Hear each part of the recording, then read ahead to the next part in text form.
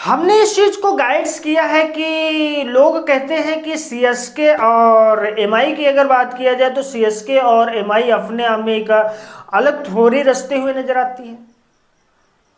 जब ये दोनों टीमें आपस में भिड़ती हैं तो एक अलग कंपन उत्पन्न होता है जो कि ऑडियंस को प्रभावित करता है, जहां तक डीजे भी करता है इस चीज को लेकर के कि ये दोनों टीमें आपस में भिड़ती है तो कितने खतरनाक तरीके से भिड़ती है।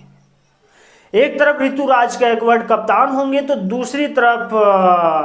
हमारे वही जो पिछली बार इतना ज्यादा बैकआउट हो गया, अलग अलग चीजें हो गई एमआई से। लेकिन समझ में ये नहीं आता इस बार अपने हिसाब से, जिस हिसाब से स्ट्रीम का शेड्यूल बन रहा है, एक तरफ हमारे महेंद्र सिंह धोनी है तो दूसरी तरफ रोहित शर्मा है, और ऋतुराज गायकवाड़ है तो सूर्य कुमार यादव भी है, और यहां पर नूर अहमद है, तो आगे हमारे पास बॉलर भी हैं एमआई से, कुछ बड़े बॉलर जो कि आप जानते ही हैं सबसे बड़े अमाउंट्स में रिटेन करने वाले बॉलर्स। क्या समझते हैं आप, एमआई क्या इस बार ट्रॉफी की हकदार होगी? क्योंकि एमआई ने जो शेड्यूल आए, एमआई के सीईओ ने जिस हिसाब से अपने आप को प्रोड्यूस किया है, कहा है कि नहीं इस बार एमआई जो अपना काम करेगी वो एक कदम भी पीछे हटने वाला काम नहीं करेगी। एमआई का जो प्रदर्शन रहेगा वो काफी लाजवाब रहेगा और काफी बेस्ट भी रहेगा, क्योंकि मुंबई इंडियंस में हार्दिक पांड्या को लेकर के काफी पहले भी ट्रोल्स काफी हो चुके थे, और हार्दिक पांड्या को कप्तान बनाने का मेन रीजंस यही है कि एमआई अपने आप को एक बार में कहा कि मैं एक बार में किसी को जज नहीं कर सकता हूं, और हम दोबारा यहां पर हार्दिक पांड्या को जरूर देना चाहूंगा कप्तानी का मौका, और हार्दिक पांड्या को दिया भी गया। और जसप्रीत बुमराह की बात किया जाए तो एमआई के सबसे बड़े कप्तान हैं,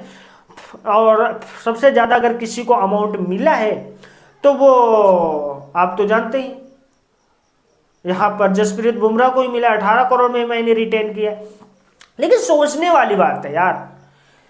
एमआई और सीएसके आरसीबी ये तीन टीमें वो हैं जो कि इनके तीन के बीच में एक दूसरी टीम अपनी टांग अड़ाते हुए नजर आएगी। आप उस टीम को गाइड्स किए हैं?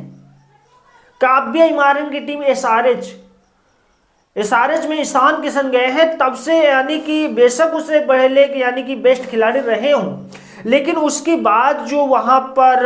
अपना एक अलग थोड़ी रचते हुए नजर आए, लोगों के दिल में एक अलग उत्तेजना पैदा होती, वो एक अलग है। कुछ लोगों का कहना है कि यहाँ पर जो ईशान किशन है वो बिहार से है, तो यहाँ पर सपोर्टर्स भी ज्यादा कर रहे हैं, सपोर्ट ज्यादा होता है, तो ये सब कुछ नहीं होता। गाइड्स और हैप्पी क्वेश्चन है जरूर आपका, लेकिन इस चीज को डिजर्व नहीं करता है आपको लिए, क्योंकि ये चीज अलग है। क्योंकि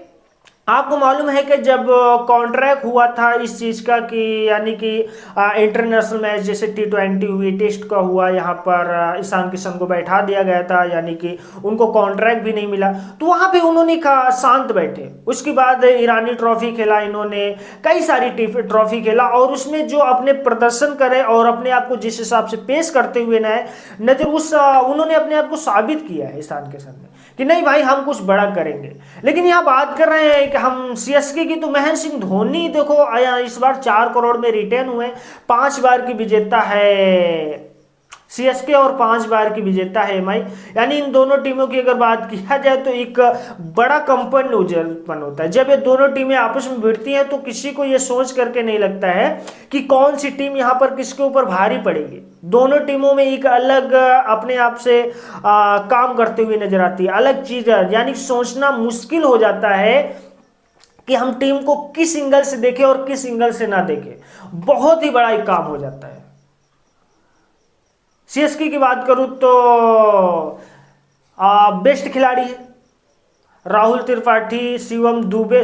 एक बेस्ट खिलाड़ी आप समझ सकते हैं, खलील अहमद, नूर अहमद और सारे कई खिलाड़ी हैं। और वहीं पर एमआई की बात करूं तो तिलक वर्मा जैसे खिलाड़ी है जो कि T20 में आपने देखा ही है, जिस हिसाब से शतक ठोक कर बैठे, यानी कम से कम बॉल में अपना अच्छा से शतक ठोक के बैठे, वो एमआई जैसी टीम में अपने को डिजर्व कर रहे हैं। और इस बार एमआई भी अपने फुल फॉर्म से तैयार है, और बीच में